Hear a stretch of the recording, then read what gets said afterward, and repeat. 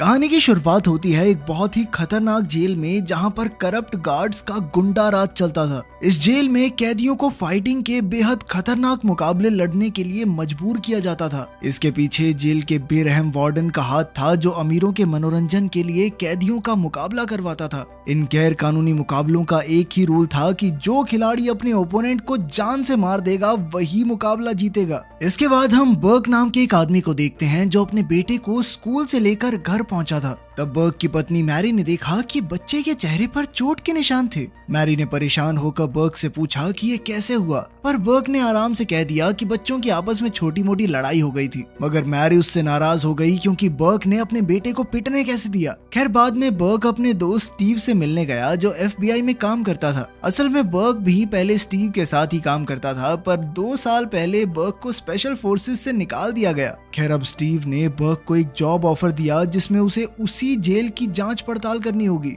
Steve ने कहा कि उस जेल में करप्ट गार्ड्स भरे पड़े हैं और पिछले 1 महीने में 12 कैदियों की मौत हो चुकी है। जिसके बाद FBI ने जेल के वार्डन को चेतावनी भी दी, मगर वार्डन ने बड़ी चालाकी से सब कुछ छुपा दिया। FBI को शक था कि इन मौतों के पीछे वार्डन का ही हाथ है, क्योंकि वो सभी कैदियों को अपनी उंगलियों पर नचाने की ताकत रखता है। अब स्टीव ने बर्क से कहा कि उसे अंडर कवर होकर एक कैदी बनकर जेल में जाना होगा और इस पूरे मामले की सच्चाई को बाहर लाना होगा। अगर बर्क इस मिशन में कामयाब रहा तो उसे FBI में प्रमोशन मिल जाएगी, बोनस मिलेगा और इसी के साथ उसके बच्चे के कॉलेज की पढ़ाई के लिए स्कॉलरशिप भी। अब स्टीव ने जल्दी से बर्क को अपना फैसला करने को कहा। इसके बाद बर्क ने इसके बारे में काफी सोचा और अगले दिन स्टीव को फोन करके कहा कि वो इस मिशन पर जाने के लिए तैयार है। मिशन शुरू करने से पहले उसने अपने परिवार को अलविदा कहा और बहाना बनाया कि वो अगले कुछ हफ्तों तक काम के सिलसिले में बाहर रहेगा। इसके बाद वो स्टीव को पुलिस स्टेशन के पास मिला तो स्टीव ने उसे सारा प्लान समझाया। स्टीव ने उसे कहा कि कोई हंगामा करके पुलिस की नजरों में आओ।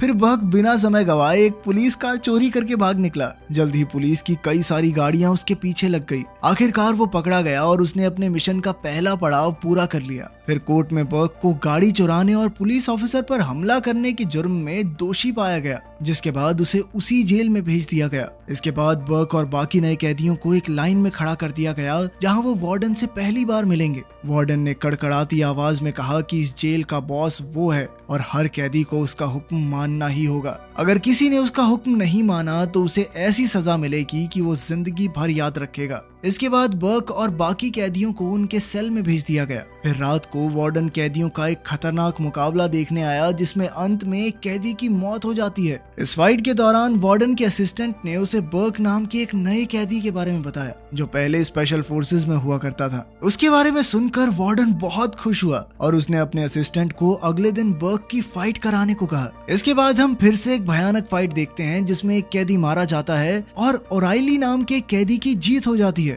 फिर अगले दिन बर्क और बाकी कैदियों को एक्सरसाइज यार्ड में ले जाया गया जहां उसकी दोस्ती अपने सेलमेट ओराइली से हो गई। साथ ही उसकी मुलाकात टॉमी नाम के कैदी से भी हुई। फिर कुछ समय बाद बर्क ने देखा कि कुछ कैदी मिलकर एरी नाम के कैदी को बेवजह परेशान कर रहे थे। तब बर्क उसकी मदद के लिए बीच में आया और बुरे कैदियों को पीट कर भगा दिया। उसकी ताकत देखकर बाकी सब भी भौचक्के रह गए। फिर दोपहर को अचानक वार्डन के असिस्टेंट ने बर्क को रोक लिया और वही 2 कैदी उसके सामने आए जिन्होंने एरी को परेशान किया था। ये साफ था कि वार्डन के असिस्टेंट ने जानबूझकर उन्हें आमने सामने किया क्योंकि वो बर्क की ताकत का नमूना देखना चाहता था। लेकिन इस बार बर्क ने बड़ी आसानी से उन 2 कैदियों की हड्डी पसली एक कर दी। इसके बाद बर्क को वार्डन के ऑफिस में ले जाया गया जहां वार्डन ने उससे कहा कि वो बर्क को अपना सबसे बेहतरीन फाइटर बनाना चाहता है। उसने कहा कि इसके लिए बर्क को वार्डन का हर हुक्म मानना होगा वरना उसके साथ भी अच्छा नहीं होगा। फिर अगले दिन बर्क की पत्नी मैरी उससे मिलने के लिए जेल में आई। उसने बर्क से पूछा कि आखिर वो जेल में कैसे आया, लेकिन बर्क अभी उसे सच नहीं बता सकता था। इसीलिए बर्क ने कहा कि उसे चिंता करने की जरूरत नहीं है। साथ ही उसने मैरी से कहा कि आज के बाद मुझसे मिलने आने की जरूरत नहीं है। वहीं दूसरी ओर वार्डन अपने बिजनेस पार्टनर से खुफिया बातचीत कर रहा था। असल में वार्डन की इस आदमी के साथ डील थी क्योंकि इस आदमी के ऑनलाइन स्ट्रीमिंग प्लेटफॉर्म पर ही वार्डन की जेल के गैर कानूनी मुकाबले दिखाए जाते थे और इन्हीं मुकाबलों के जरिए वार्डन लाखों डॉलर्स कमाता था। अब वार्डन ने अपने पार्टनर को बर्क और उसकी ताकत के बारे में बताया। इससे खुश होकर उसके पार्टनर ने कहा कि फिर जल्दी से जल्दी करवाओ इसका मुकाबला। वो जानते थे कि इस मुकाबले से उन्हें एक ही रात में लाखों डॉलर्स कमाने का मौका मिलेगा। फिर जल्द ही वार्डन के ऑफिसर्स बर्क को जबरदस्ती उठाकर फाइट एरिना में ले आए, जहां उसके ओपोनेंट ने उस पर तुरंत हमला बोल दिया। जल्द ही फाइट शुरू हो गई और वार्डन का बिजनेस पार्टनर मजे लेकर मुकाबला देखने लगा। आखिरकार बर्क ने अपनी जबरदस्त ताकत के बलबूते पर ओपोनेंट को मार गिराया और वो ये मुकाबला जीत गया। मुकाबले के बाद वार्डन उसके पास आया और उसकी तारीफ करते हुए कहा कि तुम मेरे आज तक के सबसे बेहतरीन फाइटर हो। लेकिन जब बर्क ने कहा कि वो ऐसे मुकाबलों का हिस्सा नहीं बनना चाहता जिसमें किसी को मारना पड़े, उसे ये रूल बिल्कुल पसंद नहीं था कि जीतने के लिए उन्हें अपने ओपोनेंट्स की जान लेनी होगी। लेकिन वार्डन ने गुस्से में कहा कि इस जेल में सिर्फ मेरी मर्जी चलती है, समझा।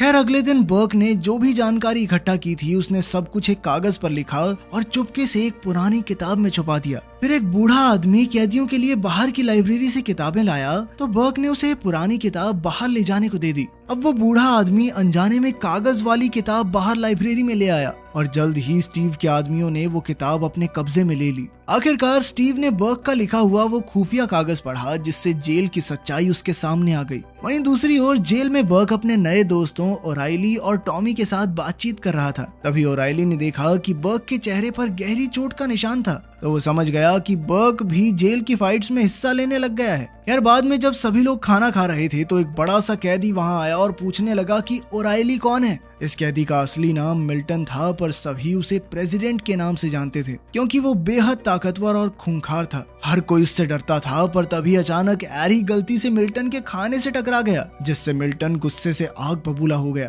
तभी बर्क ने बीच में आकर मिल्टन से कहा कि वो एरी को माफ कर दे, पर मिल्टन शांत होने की बजाय और भड़क गया क्योंकि आज तक किसी ने उसके सामने आवाज उठाने की हिम्मत नहीं की थी। खैर इससे पहले कि बात ज्यादा बिगड़ती, टॉमी ने बर्क की तरफ से माफी मांगते हुए कहा कि ये जेल में नया आया है, इसको पता नहीं है सर आप कौन हो, इसको छोड़ दो, इसको माफ कर दो ना। फिर रात को वार्डन ने एक बार फिर से बर्क को मुकाबला लड़ने को कहा, पर बर्क इसके लिए राजी नहीं था क्योंकि ये मुकाबले बेहद खतरनाक थे। लेकिन तभी वार्डन ने बर्क को उसकी पत्नी मैरी और उसके बेटे की तस्वीर दिखाकर उसे ब्लैकमेल किया। उसने कहा कि अगर बर्क ने उसका हुक्म नहीं माना तो ये उसके परिवार के लिए अच्छा नहीं होगा। आज बर्क का ओपोनेंट एशिया का एक खूंखार फाइटर था। हालांकि ये मुकाबला बेहद मुश्किल था, पर अंत में जीत बर्क की ही हुई। इसके बाद जब वो अपने सेल में वापस लौट रहा था तो वार्डन ने फिर से उसके परिवार की तस्वीर दिखाकर कहा कि अगर अगली बार उसने उसका हुक्म मानने से मना किया तो उसका परिवार जिंदा नहीं मिलेगा उसे। ये सुनकर बर्क को बहुत गुस्सा आया क्योंकि उसे ब्लैकमेल करके उससे जबरदस्ती फाइट्स करवाई जा रही थी,